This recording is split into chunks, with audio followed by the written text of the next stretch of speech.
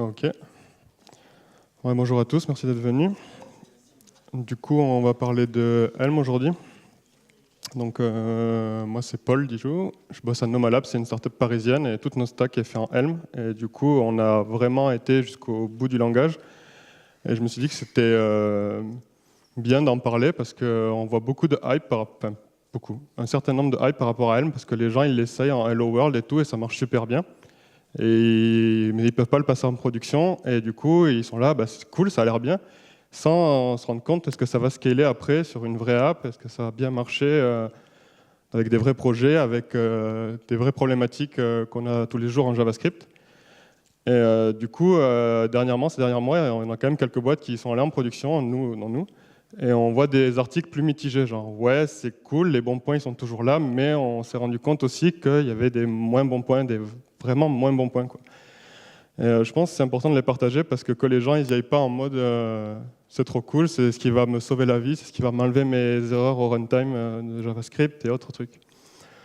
Du coup, on va essayer de faire une balance. Au début, je voulais faire vraiment un gros retour d'expérience. Finalement, je me suis rendu compte que le langage, c'était d'ailleurs en question. Qui c'est qui a déjà entendu un peu parler de Helm avant, maintenant? Qui c'est qui a codé en Helm, même un petit truc? Ouais, donc c'est pour ça que ça va être important quand même de présenter un peu le langage, voir quand même ce que c'est, et après parler du retour d'expérience. Du coup, j'ai un peu plus balancé la conf par rapport à ça. Donc on va entrer. Donc Helm, c'est quoi? Donc Helm, c'est très simple, c'est avant tout un langage fonctionnel. Donc c'est je ne sais pas si on peut dire que JavaScript l'est aussi, mais bon, l'idée c'est quand même les fonctions sont la base de tout en Helm. Tout est fonction, tout est fortement typé, c'est-à-dire que tout a un type et on ne peut pas s'en éloigner. On ne peut pas avoir une variable qui va être ça ou ça à tout moment. Si vous voulez ça ou ça, vous pouvez, et vous créez un super type qui va dire ça va être ça ou ça. Vous ne pouvez pas juste mettre ce que vous voulez quand vous voulez, comme on a en JavaScript. Alors ça, on en discute beaucoup parce qu'il y a des gens qui n'aiment pas ça, parce que du coup, ça rend le code vachement plus long à écrire. En gros, on ne peut pas faire genre mets la variable que tu veux et après le code derrière il va regarder ce que c'est et se débrouiller.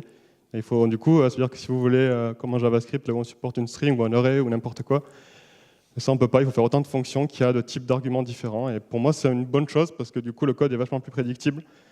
Pour des gens c'est chiant. Il est complètement immutable de base, c'est-à-dire que vous pouvez muter aucune variable. Une fois qu'une variable a été déclarée, plus personne ne peut la toucher. C'est dans l'écosystème actuel avec le Virtual DOM qui prend beaucoup le pas par rapport à jQuery avant. C'est super intéressant parce qu'on a actuellement Helm est on y reviendra, mais qui est le Virtual DOM le plus rapide du marché parce qu'il n'a pas à faire des comparaisons de diff compliquées, à rentrer dans les variables et tout. Il regarde juste la référence, si elle a changé ou pas, si oui, il re-render, sinon non. C'est pas mal aussi pour tout ce qui est traitement parallèle, évidemment, puisque du coup, une variable, on sait qu'elle ne peut pas être mutée pendant que vous êtes en train de faire votre traitement. Il est pur. Alors pur, ça veut dire quoi? Ça veut dire qu'il ne peut pas y avoir de side effect dans une fonction. C'est-à-dire que si vous donnez des arguments en entrée, vous aurez toujours le même résultat en sortie. Et ça, c'est un prédicat super fort et super chiant par moment. Par exemple, récupérer la date courante en JavaScript, c'est synchrone. Vous le demandez au navigateur, il vous la rend. En Helm, ça ne peut pas exister. Parce que à partir d'un argument vide, vous allez avoir des résultats différents au fil du temps. Donc cette fonction ne peut pas exister en Helm. Donc du coup, il y a d'autres systèmes. Mais rien que ça, déjà, les développeurs JavaScript, quand ils arrivent, ils sont là, c'est pas naturel de ne pas pouvoir récupérer la date courante facilement, ou un random en maths, ou ce genre de truc. Le bon avantage, c'est que vous savez qu'une fonction, elle est dans son scope, et elle n'ira pas ailleurs. Et ça, c'est quand même super cool. Et il compile vers JavaScript. Donc le but pour le moment, donc ça c'est actuellement, il y a des targets qui veulent compiler vers WebAssembly ou autre. Pour le moment, c'est que JavaScript. Et c'est quand même, le créateur essaie de dire on essaie d'être ouvert, mais pour le moment c'est quand même relativement couplé. Donc ça ressemble à ça du Helm. Donc ça va y avoir, donc les types sont très importants, il va falloir les garder en tête. C'est pour ça qu'on va toujours écrire la signature. C'est pas obligatoire, c'est vivement conseillé. Donc on écrit la signature de notre type. Donc là je dis c'est une string et je lui mets la valeur 42 dedans. Ou je peux créer mes nouveaux types à moi. Donc je dis un booléen par exemple, ça va être soit la vérité, soit un mensonge. Et une fois que je crée mon booléen, je dis c'est un mensonge. Et en JavaScript, ça génère des noms complètement bizarres. Alors, contrairement à TypeScript, le but c'est pas de rester proche de JavaScript. Hein. Le but c'est que vous n'ayez pas à toucher le JavaScript du tout. Et du coup, il va créer ses propres structures. Donc le setter, c'est le constructeur, quoi. Et en gros, il lui met une string dedans. Et quand il voudra tester si c'est l'un ou l'autre, le langage, il pourra aller voir ça. Donc, au final, c'est un JavaScript qui marche directement dans le browser, hein, évidemment, tout le monde sans doute. mais avec une syntaxe typique. Alors, si vous avez des problèmes, le but c'est d'essayer de rentrer dedans, en espérant que vous n'ayez jamais à le faire. On a eu très peu à le faire, nous, ça nous est arrivé, mais après, normalement, vous n'avez pas à le voir. Donc il est fonctionnel, donc ça veut dire qu'il a tout ce qui est high order function, donc ça veut dire que les fonctions sont... Vous pouvez les passer en paramètre d'une autre fonction qui va elle-même retourner une fonction, qui elle-même va prendre des fonctions. Bref, vous pouvez faire ce que vous voulez avec les fonctions, comme avec n'importe quelle autre primitive. Et fonctionnel, ça veut aussi dire que votre état ne peut pas évoluer de lui-même. C'est-à-dire qu'au fil du temps, il faut qu'il y ait une fonction qui soit appelée dessus pour qu'il avance dans le temps. Et donc, on va le voir, c'est un peu la clé des applications Helm. Toutes les fonctions sont query. C'est-à-dire que si vous avez une fonction, donc là, la première, elle prend deux int, deux entiers, et elle va retourner un troisième entier. Le dernier, après la dernière flèche, c'est le retour, et tout ça avance, c'est les paramètres. Donc là, elle en prend deux, elle les additionne, donc ça c'est facile. Et on voit que la suivante, add to, on lui passe qu'un paramètre à la première, et du coup, elle retourne la même signature, mais avec le paramètre le premier à moins.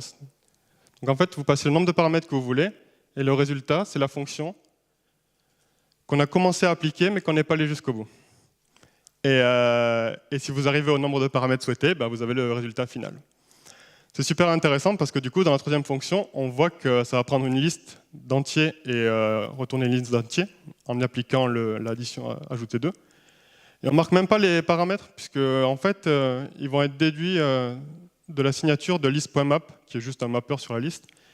Et du coup, c'est super agréable de composer des fonctions comme ça. Donc il y a des librairies qui le font, genre je crois Lodash, qui vous permet de query toutes vos fonctions, et c'est dommage que JavaScript lui le fasse pas de base. Donc là c'est le cas, le compilateur Helm le gère pour vous. Et du coup on peut le faire sur le fold et tout, et c'est super pratique en fait. Parce qu'on a l'opérateur pipe, donc ça c'est un opérateur qui est en cours de discussion pour JavaScript, il est juste génial, je suis très triste qu'on ne l'ait pas encore.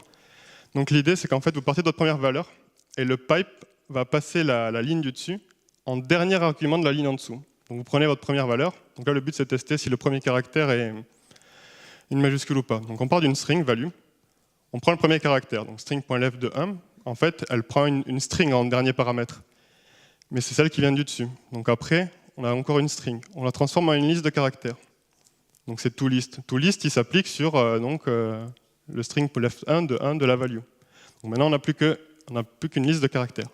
Nous on sait qu'elle va être de 0 ou 1, de 0 ou un élément, mais Helm, lui, ne veut pas l'assumer, ça. Donc il part du principe que ça peut être n'importe quelle taille de liste. Donc on va récupérer le premier élément, head. C'est un maybe char. Maybe, ça veut dire peut-être il y en a un, peut-être il n'y en a pas.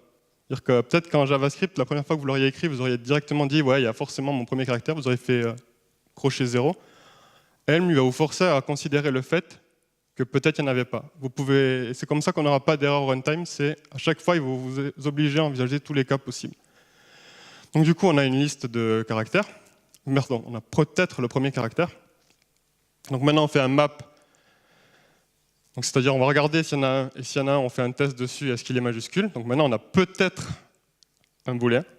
Et après, on va dire, bon, ben, s'il n'y avait pas de premier caractère, je voulais retourner fault. Donc là, on a vraiment notre booléen. Ça va ou ça va pas? Donc globalement, ce qu'on a fait, donc je refais, on a pris le premier caractère, le premier caractère de la string, on l'a transformé en une liste de caractères, parce que sinon on ne peut pas faire le char.isOpair.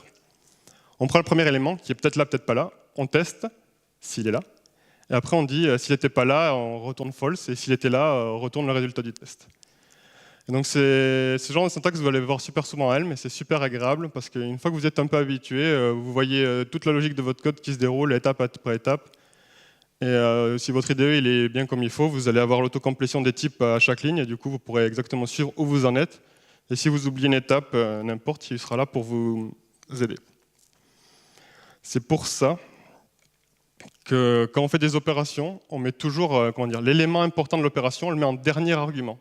Par exemple, si on fait des opérations sur les listes, genre list.map, list.head, la liste sera toujours en dernier, pour qu'au moment où on va commencer à piper, il puisse venir se mettre à la fin naturellement. Et vous verrez que toute l'API Helm est basée sur ça, et c'est super agréable en pratique. Fortement typé, ça veut dire quoi? Ça veut dire qu'on a des primitives, string, caractère, booléen, int et float. Donc ils ont séparé int et float alors qu'on a que number en JavaScript, c'est un choix. On a des union types, donc là c'est quand vous voulez créer vos propres types, donc vous dites something, ça va être this ou that. On peut les mettre des arguments, donc c'est un peu comment dire, ça permet de faire des structures récursives. Donc par exemple, un arbre, ça va être soit un nœud qui a 2 sous-arbres, soit on est arrivé sur une feuille. Je verrai après comment on peut analyser ces trucs. On peut faire des types opaques, donc l'idée c'est que vous cachez l'implémentation d'un type, l'utilisateur n'a pas idée de ce qu'il y a, mais après vous lui fournissez des fonctions pour le manipuler. Donc c'est super utile quand on ne veut pas qu'il aille toucher votre implémentation, mais vous pouvez lui donner des fonctions pour genre aller le lire ou récupérer des informations dessus. Et le dernier, c'est qu'on a les generics, un peu comme en Java. Je crois que c'est le generics. En gros, vous faites une boîte et vous dites, on peut mettre quelque chose dedans, c'est un A, on ne sait pas, ça pourrait être un entier, une string, n'importe quoi. Et après, soit elle est vide, et du coup elle n'a pas de type, soit elle est remplie avec le type que vous vouliez. Donc c'est super utile pour les maybe, par exemple. Je ne sais pas s'il y en a qui ont fait du Scala, mais c'est comme une option, quoi. On a les alias, donc les alias c'est relativement, enfin il y a le simple et le record. Donc le simple c'est juste vous redonner un nom, un type, ça vous permet d'organiser votre code. Plutôt que de mettre string partout, vous dites que en fait là je veux un name et du coup ça permet d'être plus lisible souvent pour les ID ou les UID qui sont en fait des strings mais vous voulez quand même préciser que c'est ça. Et les records c'est les objets JavaScript, donc c'est un dictionnaire de clés valeurs. Alors ce qui est super important c'est que toutes les clés sont connues à l'avance, on ne peut pas les ajouter dynamiquement, on ne peut pas les supprimer dynamiquement, et toutes les clés ont un type bien précis. Et alors, je ne sais pas quel mot il avait utilisé, le créateur, mais ce n'est pas déterministe, mais en gros, on ne peut pas être récursif sur un record type. C'est-à-dire que la dernière ligne, là, on ne peut pas avoir une personne qui se définit à partir d'une personne, parce qu'il veut pouvoir calculer tout le type à l'avance. Il ne veut pas qu'il y ait à l'infini. Alors que pour les union type, avant, on a... Non. Pour les union type, on a le droit. Donc, c'est deux notions un peu différentes. Donc, union type, c'est vraiment un type générique, c'est la base de Helm. Les types alias, c'est plus restreint. Et les records, du coup, c'est la syntaxe particulière pour faire les objets. Donc, de base, vous reconnaissez un peu la syntaxe JavaScript, name, enfin, c'est des 2 points, mais bon, vous créez votre record. Et en fait, ce qu'il faut savoir, c'est que le record, au moment où vous le définissez, c'est aussi une fonction qui prend en paramètre les mêmes valeurs que vos clés. Donc, par exemple, là, on a 2 clés name et int. Donc, on considère qu'elles sont ordonnées dans la manière dont vous les avez définies. Et du coup, si je lui passe une string puis un nombre, il sait créer mon user. Et c'est super utile, par exemple, quand on va décoder du JSON, par exemple, et qu'on va décoder champ après champ de JSON, et le nourrir dans cette fonction, et à la fin, petit à petit, elle va se remplir, et au final, elle va nous retourner notre record. Donc il y a plein de choses qui sont bien pensées comme ça. Au niveau des types communs, on a la liste, qui est donc la liste avec un premier, soit vide, soit un premier élément et le suite de la liste. Donc très bien pour accéder les premiers éléments, moins bien pour accéder des éléments au hasard. Il y a aussi un array et un set pour faire. Donc le array, c'est comme le array JavaScript. Et le set, c'est comme une liste avec des éléments uniques. Et ils sont vachement moins utilisés, mais ils sont là. Le maybe, c'est la clé de voûte parce que c'est ce qui va vous empêcher d'avoir un define is not a function en JavaScript. C'est-à-dire que rien ne peut être nul ou undefined.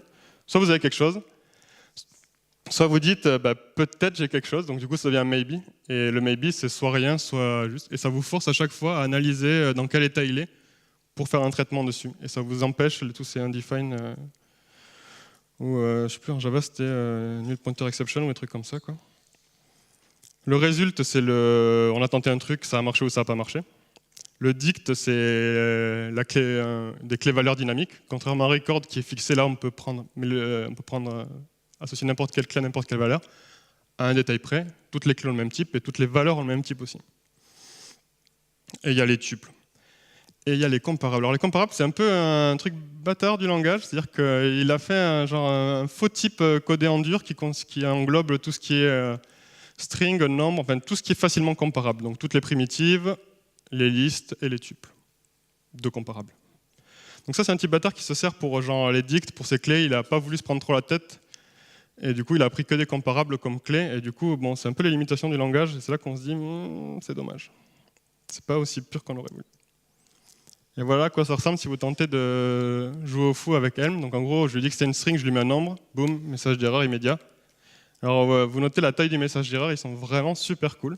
Parce qu'en gros, ils vont vous dire attention, j'ai vraiment bien analysé ton code, et là, j'ai l'impression tu aurais dû faire ça en fait. Et il va.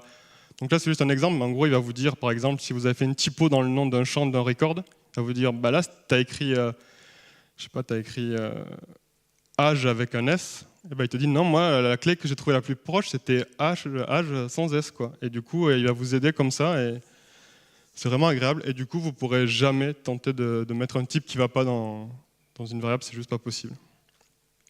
Donc une fois qu'on a le type, qu'est-ce qu'on en fait? On fait du pattern matching. Ça, c'est un concept qui va aussi arriver en JavaScript. C'est en cours de spécification. Bon, ce ne sera pas aussi puissant. L'idée, c'est que vous avez un type qui, en gros, dit « je suis ça ou ça ou ça ou ça ». Et le pattern matching, ça fait maintenant que j'ai ta valeur, regardons ce qu'il y a dedans, et selon ce que j'ai trouvé, applique le traitement. Et en même temps que j'applique le traitement, si tu avais des valeurs dedans, tu me les passes aussi, comme ça je peux en faire quelque chose. Donc, par exemple, le cas le plus pratique, c'est le maybe, donc on n'a rien ou quelque chose. Du coup, si on a... Je vais avoir une souris ou... ouais. Donc là, si on n'a rien, on dit reste rien. Et si par contre on avait une valeur, là c'est cool, parce que du coup, je vais rester avec quelque chose, mais je vais lui additionner quelque chose. Et ça, typiquement, c'est le map du maybe. C'est-à-dire, on regarde dans la boîte, et s'il y a quelque chose, on peut appliquer la fonction dessus. S'il n'y a rien, on laisse tomber, on continue.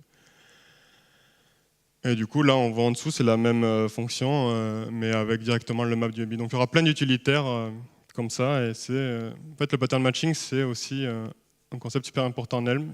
Ils ne l'ont pas mis dans TypeScript, c'est dommage. J'espère que ça va arriver bientôt. Et du coup, c'est pour ça que rien ne peut être nul ou undefined, parce que grâce au maybe, on est bien. Donc immutable, ça va être rapide. Donc quand vous mettez un jour en record, ça crée un nouveau record. Donc la syntaxe, elle est super simple. Vous prenez l'ancienne valeur, vous mettez une belle barre verticale, et vous écrivez les nouvelles variables. Donc vous ne pouvez pas ajouter ou supprimer des champs, vous pouvez juste modifier leur valeur. Et par exemple, quand on met à jour une liste, on prend une liste, on crée une nouvelle liste, par exemple en faisant un map, donc on ajoute un à tous les éléments ou on soustrait un à tous les éléments, et à chaque fois ça va créer une nouvelle liste. S'il y a des éléments que vous n'impactez pas dans la liste, il reste les anciens, parce que comme ils sont immutables, on peut les garder, on sait que personne ne les modifiera. Du coup, comme c'est immutable, dans le code qui génère, Elm peut se permettre de réorganiser vos expressions. Parce si elles ne dépendent pas les unes des autres. Parce qu'il s'en fiche que l'ordre dans lequel, de toute manière, elles ne s'impactent pas les autres. Et c'est super perturbant quand vous commencez à mettre des debugs et des logs, parce que du coup, ils ne vont pas du tout sortir dans l'ordre dans lequel vous attendiez. Donc faites attention à ça, ça nous a fait bizarre au premier coup, mais en gros, on mettait des logs, des logs, des logs. Et lui, dans le JavaScript généré, il nous a mis notre dernier log en tête et tout. Je ne sais pas comment il réorganise ces trucs. Donc c'était perturbant, mais en fait, c'est normal. Du coup, pour l'égalité, il ne fait pas d'égalité par référence, à part pour le virtual DOM, parce qu'il s'en fiche. Lui, il veut des égalités sur les valeurs. Donc c'est pour ça que notre liste, la première et la troisième, celle où on a ajouté un puis soustrait un, on a deux références différentes en JavaScript, mais Elm va considérer que les listes sont égales, parce qu'elles ont les mêmes valeurs dedans. Alors faites gaffe aussi, quand vous écrivez des égalités, vous ne pouvez pas avoir accès à l'égalité par référence. Du coup, certaines égalités peuvent être super pas performantes. Donc si vous avez une grosse liste et que vous testez l'égalité avec une autre liste, là vous auriez fait par référence en JavaScript, en Elm, il va parcourir tous les éléments de la liste. Du coup, il faut le garder en tête quand on fait des tests d'égalité. On n'en fait pas tant que ça en pratique, mais bon. Du coup, le Virtual DOM, lui, il marche par référence. Du coup, lui, il est super rapide. Du coup, il a des perfs de ouf et c'est super agréable. Je sais que React 16 qui vient de sortir en a aussi, mais bon, là, on est vraiment dans du rendering super rapide. Il est pur. Donc ça veut dire quoi qu'il est pur? Ça veut dire que ça, c'est impossible. On ne peut pas, à partir d'une fonction, lui donner rien et avoir un résultat différent au fil du temps. Pour une même entrée, on aura une même sortie. Du coup, qu'est-ce qu'on va faire? On va faire ce qu'on appelle une task. Je reviendrai plus tard, mais c'est pour vous donner le concept. C'est-à-dire qu'on va dire, il va falloir que tu me génères quelque chose, plus tard, quand je te le demanderai. Et à ce moment-là, tu me donneras un résultat, et il changera. À chaque fois que je te le demanderai, tu pourras me retourner un truc différent. Et du coup, ce n'est pas une fonction, c'est un nouveau concept propre à Elm, qu'on va voir plus tard, parce que là, c'est un peu compliqué de l'expliquer comme ça. Le seul truc qui n'est pas pur, c'est le debug. Ils ont quand même mis un debug dans le langage, parce que bon, sinon c'était chiant. Et donc lui va faire un console.log, il fait qu'un console.log.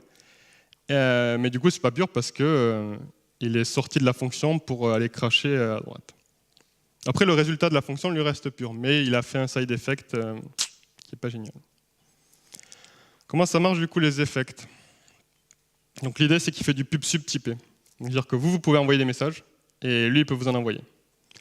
Donc les commandes, les CMD, les commandes, c'est vous qui envoyez un message. Et les subscriptions, donc les subs, c'est vous qui recevez un message. Ça peut être votre propre message qui revient plus tard dans le temps, ou ça peut être lui qui vous envoie des messages. Ça dépend comment vous vous codez. Et donc via comme ça, en fait, on va faire ce qu'on appelle les effects majeurs. Ça commence à devenir des concepts avancés, donc si vous ne suivez pas, c'est pas très grave. Non, mais là, c'est un concept super compliqué et il nous a fallu beaucoup de temps pour le comprendre. Il n'y a aucune doc dessus et c'est super chiant. En gros, l'idée, c'est que vous allez créer un petit état local et les gens ils vont pouvoir lui envoyer des commandes et ils vont pouvoir souscrire à ces notifications. Donc l'idée, c'est qu'à chaque fois qu'on lui envoie des commandes, donc il y a le on-effect, donc il a son routeur interne, bon, on s'en fiche, on lui envoie des commandes, à chaque fois il reçoit des commandes, donc c'est une liste de 0, 1, 10 éléments. Et il a la liste des gens qui ont souscrit. Et donc là, il part de son state, il applique ses commandes, il génère un nouveau state, et après, il a le droit de prévenir tous ceux qui ont notifié. Donc, par exemple, c'est bien si vous voulez faire dialoguer des composants de votre application qui sont très éloignés. Il y en a un qui envoie une commande, l'autre il a souscrit, et du coup, l'effect manager reçoit genre prévient un tel. Il dit à tout le monde, on m'a dit de vous prévenir, mais c'était dirigé à un tel. Il est obligé de prévenir tout le monde, ou pratiquement. Et après, l'autre va se sentir concerné et va pouvoir réagir.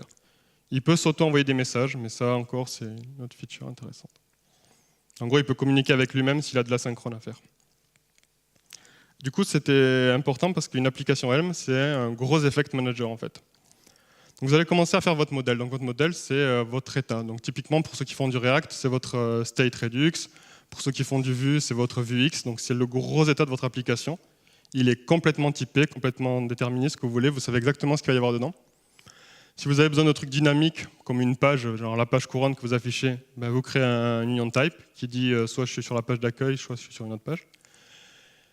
Et si votre page a elle-même besoin d'être dynamique, ben elle-même, elle va continuer à créer ces union types. Et comme ça, vous allez avoir une hiérarchie de types qui va se créer et qui va modéliser votre état global. Mais ça représente juste votre état dans un instant T. Pour le faire évoluer, on va avoir ce qu'on appelle des messages. Donc c'est les actions de Redux, c'est ce que vous voulez. Et du coup, l'idée, c'est qu'à chaque fois qu'il y a un message qui va arriver, nous, on va réagir et dire « Ok, voilà mon état, j'ai reçu ce message, comment je vais évoluer ?» Donc c'est une fonction qui va prendre le message et le modèle et qui va dire « Ok, donc voilà où on est, voilà ce qu'il faut qu'on fasse, voilà le nouvel état. » Et comme ça, vous avancez dans votre application. Donc par exemple, un utilisateur clique quelque part, ça fait un message de clic, vous avez votre modèle et par exemple, sur ce clic, il fallait que j'ouvre le drop-down ou le menu. Dans votre modèle, il y a un booléen que vous passez de true à false pour dire ouvre le menu. Et le virtual DOM, ça change du reste pour l'afficher. Donc on a une boucle, c'est exactement ce que je viens de dire. Donc on prend un message, le modèle courant, et on va retourner ce qu'on appelle un modèle et une commande de message. Donc le modèle qu'on retourne, c'est le modèle suivant, donc c'est le nouvel état de mon application. Le commande, c'est genre, d'ailleurs, au passage, il faut que je commence des actions asynchrones. Genre, il faut que j'aille chercher des données sur mon API, il faut que j'attaque, fasse du HTTP. Et donc on part en asynchrone. Donc là, on fait rien, par exemple, là, on retourne, on dit, en fait, something, il n'y avait rien à faire, on retourne le même modèle et on ne fait pas de commande. Là, on dirait, si on est sur la page, donc là, on a reçu un message de settings. Donc c'est ce qu'on appelle la the Helm architecture. Donc l'idée, c'est qu'on a un sous-composant qui a envoyé un de ces messages, et nous, on est la grosse boucle route, et on est dit, on va lui dire qu'il a reçu un message. Donc l'idée, c'est qu'il n'y a pas de magie, il ne reçoit pas ses propres messages. Il faut qu'à chaque fois, les messages ils arrivent tout en haut, et c'est à vous de les faire redescendre jusqu'au composant qu'il a émis. Donc ça, c'est un tout petit peu verbeux, mais on s'en sort. Du coup, l'idée, c'est que vous dites, si je suis sur la page d'accueil, ce n'était pas un message pour la page d'accueil, donc je ne vais rien faire, je vais rester comme ça. C'est un peu étrange qu'on l'ait reçu, mais bon, c'est Helm, on part du principe que tout est possible. Donc on vous demande de gérer le cas, vous pouvez éventuellement le loguer, pourquoi j'ai reçu un message de la page settings alors que je suis sur la page d'accueil. Bon, voilà, c'est à vous de voir. C'est peut-être un traitement synchrone qui vient juste d'arriver, c'est important de pouvoir le... Bon, ouais. Donc c'est là qu'on sent déjà qu'on ne vous laisse pas faire de bêtises, quoi. Il faut que vous envisagez tous les cas possibles. Bon, maintenant je suis vraiment sur la page de settings, et du coup, elle a son propre petit modèle qui faisait sa vie, qui est un sous-modèle, on va dire. Et donc là, je vais dire, écoute, settings, tu as reçu un message pour toi, donc tu as aussi une fonction d'update, tu as ta propre petite boucle là, sauf qu'elle ne tourne pas, elle est commandée par moi. Et du coup, écoute, voilà le message qu'on a reçu pour toi, voilà ton modèle courant, qu'est-ce que tu en penses? Et lui, il va répondre, écoute, voilà mon nouveau modèle, voici mes traitements asynchrones, mets-toi à jour et lance-les. Donc du coup, modèle, page, ça devient le nouveau modèle de la page de settings. Donc il s'est mis à jour, on lui a demandé de se mettre à jour, il s'est mis à jour, on l'impacte dans notre modèle global pour faire le render du virtual DOM. Et à côté de ça, on dit, écoute, si jamais tu avais des traitements asynchrones, c'est cool, je les lance. Je dis que c'est un truc à toi, et comme ça, quand ils reviendront, je leur ferai passer. Et donc là, on voit l'idée qu'on va faire comme ça à toutes ces... Donc, au top niveau, vous allez avoir que du map dans tous les sens, genre si c'est toi, je te le donne, si c'est toi, je te le donne. Et quand on arrive sur les feuilles de votre application, on va dire, là, il y a vraiment la logique qui se met en place et qui dit, si mon parrain il m'a donné ça, et moi je dois réagir comme ça. Et ça se fait super bien. Donc tout le monde a les mêmes updates, messages et tout qui transitent. Du coup, évidemment, on a aussi une fonction d'initialisation qui dit, voilà l'état de départ de mon modèle. Et on peut souscrire à des choses, genre écouter des événements comme le scroll ou autre, si vous en avez besoin. Ou genre un intervalle sur le temps, c'est vous qui voyez. Et pour finaliser, on les met les 3 fonctions comme ça, on dit que c'est un programme, et puis voilà, ça marche, quoi. Et après, en fait, en JavaScript, ça, on peut dire au programme de démarrer, et lui, il lance sa boucle, et non-stop, il écoute les messages. On peut lui passer des paramètres d'entrée et tout. Donc évidemment, là, il manque la view. Donc pour afficher, on a un virtual DOM, c'est une librairie de Helm directement, donc vous écrivez un div qui va prendre des attributs, donc par exemple les attributs sur le clic, n'importe quoi, et après vous lui mettez une liste d'enfants, donc là juste du texte. Et donc l'idée c'est qu'en fait, c'est comme React, tous les virtual DOM, vous partez du modèle, vous donnez du HTML, c'est une fonction, elle est pure, elle ne fait pas de side effects, comme on a dit. Et du coup, sur le onClick, ce qui va se passer, c'est que lui, il va lancer le message, il va arriver dans votre boucle qu'on vient de voir, et ça va looper comme ça, et vous allez mettre à jour votre state petit à petit. Maintenant qu'on a vu la loop, comment ça marche d'exécuter une task? Alors une task, c'est un truc qu'on pourrait comparer à une promesse en JavaScript, mais pas exactement. Donc l'idée, c'est qu'on va dire, écoute, tu as une task, soit elle va échouer lamentablement en une erreur, soit elle va être un parfait succès avec une réponse HTTP, genre en 200 ou ce que vous voulez. Et du coup, moi, ce que je vais te dire, c'est que, écoute, tente de la résoudre, et quand elle reviendra, mets-lui ce message-là. Et ce message, en fait, c'est un résultat qui est soit l'erreur, soit le succès. Donc du coup, lui, il va être non bloquant, donc il va directement retourner le nouveau modèle, s'il avait changé, faire le rendering. Votre requête HTTP ou n'importe quoi, elle part en asynchrone, et un jour, elle va se résoudre. Et à ce moment-là, il y a un nouveau message qui va arriver, donc là, c'est pas à vous de le gérer, c'est lui qui le gère. Il revient, et là, vous avez le nouveau message avec un résultat. Pouf, pattern matching, donc ça, vous en verrez partout, pattern matching. Soit c'est OK, et je fais quelque chose, alors je mets à jour mes données. Soit c'est un gros échec, et dans ce cas-là, je le log, j'affiche un message d'erreur et tout. Par exemple, encore une fois, JavaScript, lui, il ne vous forcera pas à faire le catch sur une promesse. Helm, il vous forcera à considérer qu'il y a une erreur. Après, libre à vous de ne rien faire. Hein. Mais vous ne pouvez pas ne pas catcher une erreur en Helm. C'est juste impossible. En fait, quand on vous dit pas de runtime error, c'est pas parce qu'il n'y en a juste pas, hein, c'est juste parce qu'on vous force à toutes les envisager, quoi. Du coup, c'est super verbeux, mais c'est super intéressant. Du coup, ça veut dire que pour avoir la date ou un chiffre random, on est obligé de passer par un message qui va trigger le calcul et un nouveau message qui va arriver avec le résultat. Alors c'est instantané, mais c'est pas synchrone. C'est-à-dire que vous ne pouvez pas directement mettre à jour votre modèle avec la nouvelle date. Il faut que vous receviez vos nouvelles données. Là, vous dites, ah, j'ai besoin de la date, donc je garde mes nouvelles données un peu en mémoire si on veut. Je balance le calcul de la date, et seulement quand ça revient, là, je peux complètement finir mon calcul. Du coup, ça donne ça. Donc on a plein de modèles qui vont s'imbriquer, qui ont chacun leur façon de rendre une view. Donc les views vont aussi s'imbriquer. Et quand l'utilisateur va interagir avec, ça va nous faire des actions, donc qui sont les messages, qui sont tous typés, encore une fois, types partout, il n'y a que des types. Donc ça va être des gros patterns matching.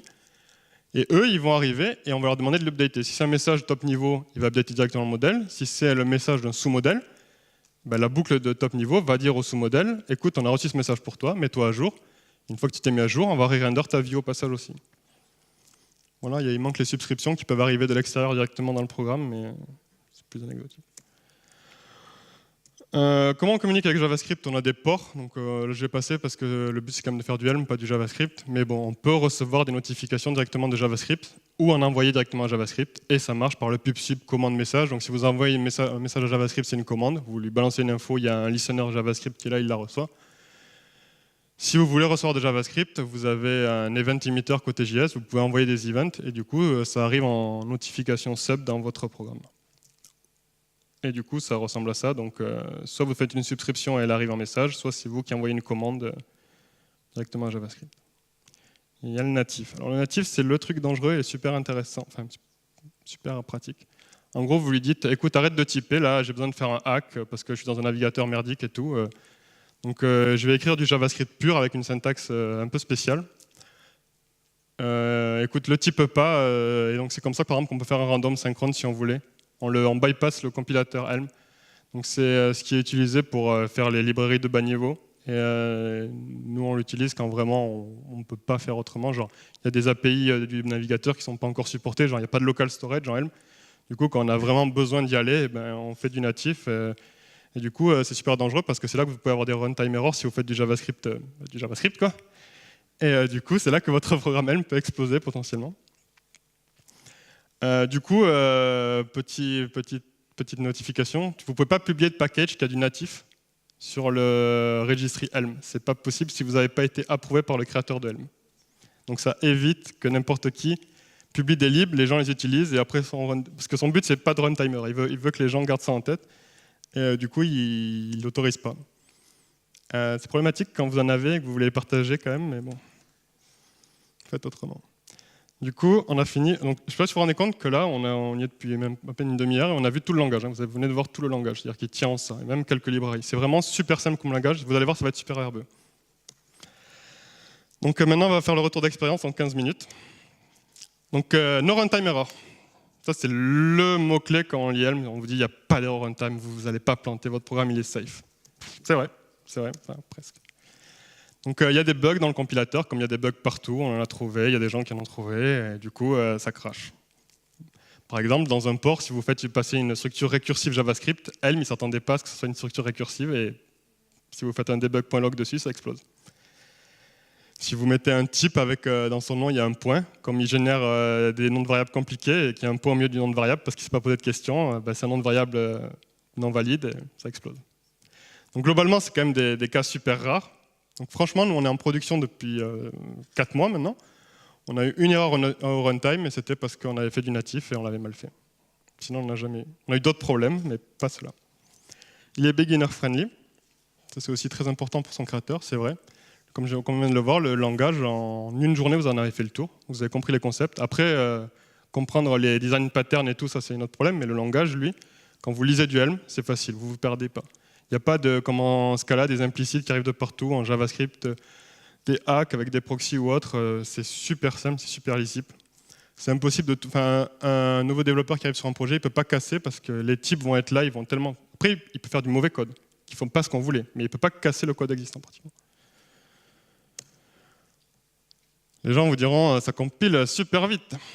Ça, c'est faux.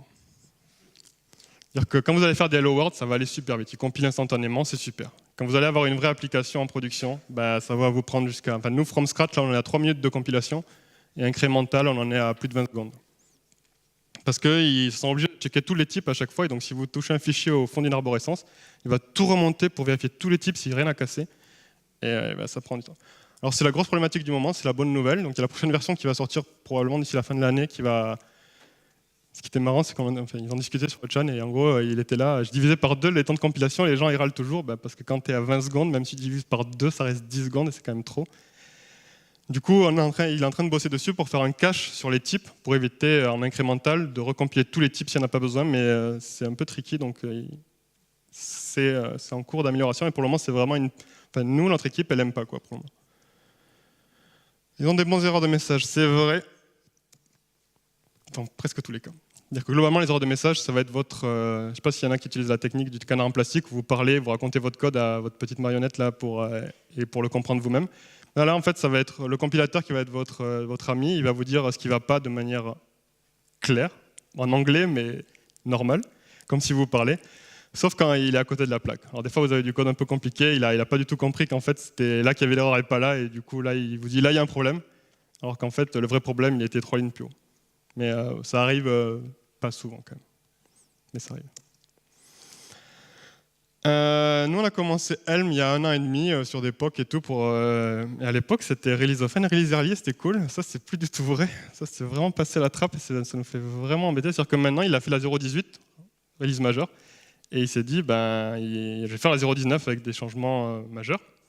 Et entre-temps, il y a des gens qui lui ont dit, là, tu as un bug dans la 0.18, est-ce que tu pourrais le corriger? Mais genre 1 mois après la sortie ou 2 mois après la sortie. Et là, ça va faire 1 an qu'elle est sortie et le bug fixe, il est juste planifié pour la 0.19, c'est-à-dire qu'il ne va pas le release avant, quoi.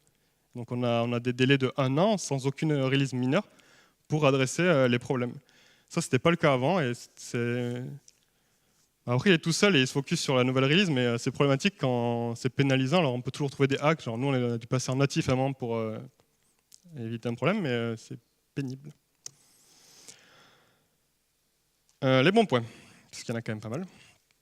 Donc le typage, ça c'est vraiment le meilleur bon point, c'est-à-dire que votre code il est super carré, il est super lisible, vous savez exactement ce que vous avez en entrée, ce que vous avez en sortie, il n'y a pas de magie, du coup c'est simple, ça c'est super cool. Votre code, enfin je sais pas comment dire, mais en gros il n'y a aucune magie dedans, c'est super compréhensible. Du coup on s'en sort bien, c'est facile de relire, nous on fait du code review sur tout le code qu'on push dans notre repo et c'est super facile de review le code des autres. On n'est jamais perdu, on prend le temps de faire les choses. Le pub-sub typé, c'est génial parce que les events en JavaScript, c'est cool, mais on ne sait jamais vraiment ce qu'il y a. Selon le type d'event JavaScript, il peut y avoir cet attribut ou pas. Là, tout est typé, donc il n'y a pas de magie. Le refactoring, c'est un vrai bonheur parce que du coup, vous faites toutes vos modifications, il n'y a plus rien qui compile, et vous résolvez les erreurs de compilation les unes après les autres. Alors des fois, il y en a beaucoup, hein. Mais du coup, vous cassez vos erreurs de résolution les unes après les autres, et quand ça recompile, en général, vous êtes retombé sur vos pieds. The Helm architecture, c'est super bien. Donc c'est toute la imbrication, c'est super. Alors pour info, Helm ça existe avant React et Redux. Donc c'est exactement les mêmes concepts, mais typés globalement. Et du coup, je pense pas que ce soit lui le premier à avoir eu l'idée, mais en tout cas depuis le début, c'est ce sur quoi il travaille et pas mal d'autres ont pris la même direction en tout cas. Donc on est plutôt confiants et ça marche. Nous ça marche super bien. La communauté est super. Les gens sont super ouverts, on s'aide. Il y a plein de gens qui tentent des trucs. Le créateur est super cool. Enfin, on va y revenir. En gros, ce qui est bien, c'est qu'il prend le temps de faire les choses. C'est-à-dire qu'il est tout seul, mais il y va tranquille, il réfléchit aux problèmes, il réfléchit aux vrais problèmes que les développeurs ont, et il trouve des solutions. Donc ça, c'est le bon côté du créateur. Donc, par contre, c'est super verbeux. Hein. C'est-à-dire qu'on a du code à outrance, on n'en peut plus. À chaque refactoring, on doit écrire des milliers de lignes. Nos PR, elles sont 10 fois plus monstrueuses que quand on écrivait du JavaScript, parce qu'à chaque fois, il faut anticiper tous les cas possibles. À chaque fois, il faut écrire tous les types. Enfin, il y a beaucoup de boilerplate, hein, genre, mais vraiment beaucoup. Et il n'y a aucun moyen, comme le langage est super simple, il n'y a aucun moyen de le raccourcir. C'est-à-dire que vous allez écrire beaucoup de boilerplate. C'est le prix à payer pour avoir un truc qui ne plante pas. On va dire ça. Il n'y a pas de tooling. Enfin, si, là, il vient enfin de sortir un debugger temporel, c'est-à-dire qu'on peut remonter dans le temps, retracer les messages en arrière. Ça faisait un moment que c'était attendu et il est enfin arrivé. Mais sinon, pas vraiment de builder comme. Enfin, maintenant, il y a Webpack, il a un loader, mais bon, bref, le tooling est assez peu mature comparé à des écosystèmes comme Create, React App ou des trucs comme ça qui vous donnent out of the box une application. Donc là, c'est encore jeune. C'est bas niveau. C'est-à-dire que le langage, il n'y a aucune fonction, il n'y a pas moyen de faire des trucs magiques comme un Haskell ou un Scala où vous écrivez des concepts globaux et hop, ça marche. Là, vous écrivez tout à chaque fois from scratch. Il y a des trade-offs qui ont été faits, qui sont super discutables. Genre on disait tout à l'heure les comparables, il y en a d'autres. Mais bon, en gros, des fois, il était aux limites de son truc, il voulait rester simple et du coup, il a fait un peu un hack dans le langage pour aller de l'avant. Genre les comparables, c'est vraiment ce qui revient souvent. Le native, donc le Foreign Function Interface, donc pour communiquer avec du JavaScript, il est pas bien. Je sais qu'il bosse dessus, mais pour le moment, c'est vraiment trop. C'est en gros, soit on est complètement typé, mais dès qu'on va communiquer avec JavaScript, on perd tout pratiquement. Donc c'est pas top. La communauté est en train d'avoir des problèmes aussi, parce qu'en gros, il y a pas mal d'utilisateurs avancés qui avaient vachement accroché à Helm, et au bout d'un an, ils sont en train de partir. Parce qu'ils disent le langage est trop bas niveau, il évolue pas, il est super bien pour les débutants, mais il est super pas bien pour les gens qui ont du recul, de l'expérience. Nous, on veut plus de puissance et du coup, on la trouvera pas en Helm et du coup, ils partent. C'est des grosses pertes parce qu'ils abandonnent leur librairie ou autre, et donc c'est super dommage. Il y a le créateur, c'est-à-dire que Evan, il veut pas d'aide pour créer son langage, quoi. Il fait un super bon boulot, mais il est toujours tout seul. Ça fait des années qu'il est tout seul et il y a quelques gens qui contribuent, genre à faire une implémentation de liste ou des trucs comme ça, mais globalement, il a son idée des trucs et bon, globalement c'est des bonnes idées donc ça passe, mais il est vraiment pas trop ouvert à recevoir de l'aide d'extérieur. Et du coup, ça a créé des tensions et ce qui explique le départ de certains membres de la communauté. Donc ça, c'est un peu les dessous de Helm, quoi. Donc globalement, Helm, en fait, vous prenez un truc de typage, TypeScript to Flow, vous mettez un Virtual DOM React au Vue, vous mettez un State Management Redux au Vue, vous mettez de l'immutabilité, et vous faites un gros shaker et vous avez Helm. Alors, c'est le niveau au-dessus de tout ça, hein. C'est-à-dire que TypeScript pour Flow, en 5 minutes, vous pouvez faire une erreur au runtime, littéralement. C'est super facile. Avec Helm, c'est juste pas possible. Niveau performance, il les bat les deux pour le moment, à moins que vous fassiez des trucs vraiment bizarres. Pour le Virtual DOM. Niveau state management, c'est kiff-kiff. C'est plus lourd en Helm quand même. Donc là, je dirais que les autres sont peut-être mieux. Et immutable, bah là, c'est bien de savoir qu'on l'est juste. À la base, il n'y a pas de server-side en Helm. Nous, on l'a fait. On a fait beaucoup de natifs, du coup. On s'est fait taper sur les doigts par le créateur parce qu'en gros, il veut que les gens, quand on fait du marketing autour de son langage, il veut que ça reste dans ce qu'il a en tête. Et du coup, là, comme il ne voulait pas faire de server-side parce qu'il ne supporte aucune API Node pour le moment, nous, on a voulu le faire parce qu'on en avait besoin. Et du coup, ça veut dire que si vous voulez le faire, il faut le faire à la main. Donc on va sûrement open sourcer des trucs, mais pour le moment, il n'y a rien. Mais c'est super pratique parce que le serveur, c'est justement un environnement que vous maîtrisez, où ça peut être pur, où ça peut être stateless, où vous avez que des fonctions, genre votre API, c'est une requête qui arrive, vous la traitez, vous faites une réponse. C'est purement une fonction, quoi. Et du coup, pour nous, Helm, c'était exactement ce qu'on voulait. C'est pour ça qu'on l'a fait en server-side. Du coup, là, on est en production. On a 50 000 lignes de Helm pour 5 000 lignes de JavaScript. Donc les 5 000 lignes de JavaScript, c'est clairement notre serveur, hein. Enfin, tous les branchements pour le serveur qui n'avait pas un Helm nativement. Ou des hacks, par exemple, nous on fait de la vidéo, et en Helm, comme c'est un état, un rendu, mais une vidéo, elle n'a pas d'état. Vous lui dites play, elle se met à jouer. Vous pouvez pas, il n'y a pas un attribut play que vous mettez à true ou false, quoi. Donc ça, c'est plutôt de l'impératif, on va dire. Et en Helm, ça n'y était pas. Donc là aussi, il a fallu hacker en natif pour pouvoir genre monitorer le DOM et faire le play pause quand il va bien. Donc il y a des trucs qui sont un peu limitants, mais globalement, on s'en sort bien. Donc encore une fois, les gens, ils arrivent dans notre projet, ils s'en sortent très bien. Ils arrivent à comprendre, ils peuvent faire leur pull request dès leur première semaine, on la review, on comprend leur code, ils comprennent notre code. On sait qu'ils n'ont rien cassé parce que les types sont là. À la rigueur, ils ont fait une erreur de logique, mais bon, ça, c'est pas inhérent à aucun langage, quoi. Mais après, c'est super. On a presque pas eu d'erreur runtime. Enfin, on en a eu une sur le client, on en a eu plus sur le serveur quand même, parce qu'on a fait plus de trucs. Mais sur le client, franchement, on n'a jamais un seul utilisateur qui nous a dit bah là, votre page, elle ne répondait plus. On n'en a encore eu aucun. On espère que ça va durer. On n'a pas beaucoup d'utilisateurs non plus encore. Sinon, on se dit qu'on est vraiment confiant quand on met en prod. On se dit notre code, quand il a passé. Du coup, on va créer des tests, mais on n'écrit pas de tests unitaires. On écrit des tests de features. On écrit des tests pour tester que l'app répond bien, qu'on peut se connecter et tout. Tests unitaires, on n'en fait pratiquement même plus parce que rien que les types, c'est déjà des tests en soi, quoi. Et par contre, là où on est très déçu, sur la vitesse de release et les temps de compilation. Là, c'est vraiment un gros problème. On ne sait pas trop. Enfin, on en hésite à par moment à écrire en natif parce qu'on n'en peut plus d'attendre des minutes et des minutes que ça compile. Donc globalement, je dirais, donc c'est un pari super risqué parce que l'écosystème est très faible. Je sais que la boîte qui le développe, eux, ils font composant par composant, genre ils font telle page de leur application, puis telle page, et comme ça, incrémentalement, ils blendent leur app. Ça peut être un bon début.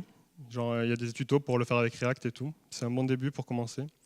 Nous, il y a les Franco Full Helm, c'était un peu courageux, je trouve, après maintenant. Bon, maintenant on est dedans et bon, globalement, on est content de l'avoir fait parce qu'en fait, on est content de pouvoir passer du temps à développer les choses, même si c'est verbeux, même si on passe du temps à les développer. Une fois qu'elles sont en prod, elles plantent plus, quoi. Et ça, c'est quand même super agréable. Voilà pour Helm.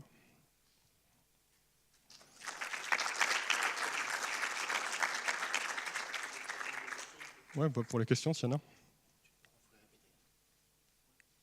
Ouais, s'il y a des questions, n'hésitez pas.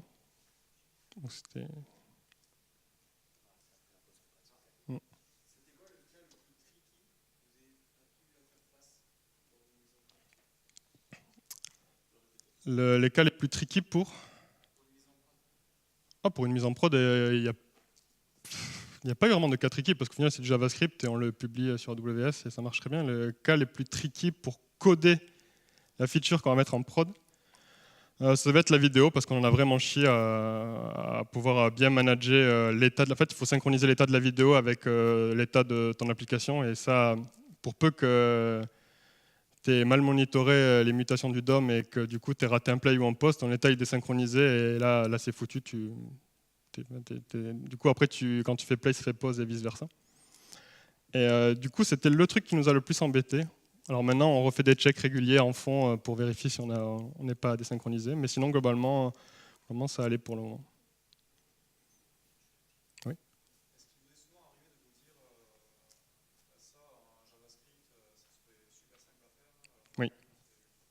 Oui, ça nous arrivait plein de fois. Moi, je sais que la première fois, ça a été quand j'ai voulu récupérer la date courante et que je me suis dit, punaise, il faut que j'écrive tout ça juste pour récupérer la date courante.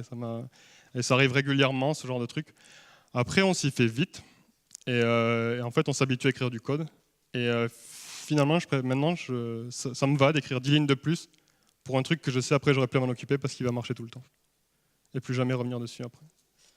Donc c'était le trade-off. Et pour le moment, bon, des fois, on est là, ouais, ça nous aurait pris 2 lignes en JavaScript, on va en faire 50 en Helm, quoi. Mais bon, à côté de ça, on ne plante pas.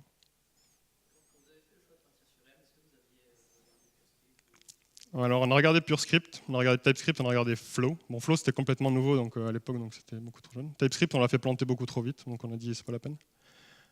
PureScript, on a dit, c'est trop compliqué. C'est genre, nous, on voulait un truc simple parce qu'on est une petite équipe, il y a des gens qui viennent, des gens qui partent. On voulait un truc simple, on voulait que tout le monde comprenne le code de tout le monde, parce qu'on ne veut pas justement avoir des silos, parce que s'il y en a un qui part, après plus personne ne comprend son code. PureScript, c'est super bien, ça permet de tout faire. Pour moi, c'est une usine à gaz, mais c'est super intéressant sur le papier. À utiliser, j'ai pas trouvé ça encore super agréable. Après, c'était notre choix de partir sur un truc plus bas niveau. ClojureScript, on l'a pas envisagé par contre, on connaissait pas du tout. Et en fait, on connaissait juste pas, alors que cela, on connaissait un peu déjà. Ça manque, mais finalement, les écrire, ça permet. En fait, ce qui est bien, c'est que maintenant, on écrit les signatures avant d'écrire l'implémentation. Du coup, on dit, c'est ça qu'on veut. Et tant qu'on n'y est pas arrivé, le compilateur va nous dire, bah, tu ne matches pas ta signature. Et du coup, on ne fait pas via référence. C'est nous qui écrivons ce qu'on veut. C'est notre contrat. En fait, on écrit le contrat. Et justement, ce qu'on voudrait à terme, c'est qu'on écrit le contrat, et tant qu'on joue dedans, l'implémentation, il n'a pas recompilé tous les types. Il a juste à comparer le contrat. Parce que finalement, c'est là qu'on bataille souvent à débugger et tout. Et pour le moment, il fait tout. Donc bon. Et du coup, l'idée, c'est ça. Vous écrivez un contrat et vous devez l'implémenter après. On en discute après.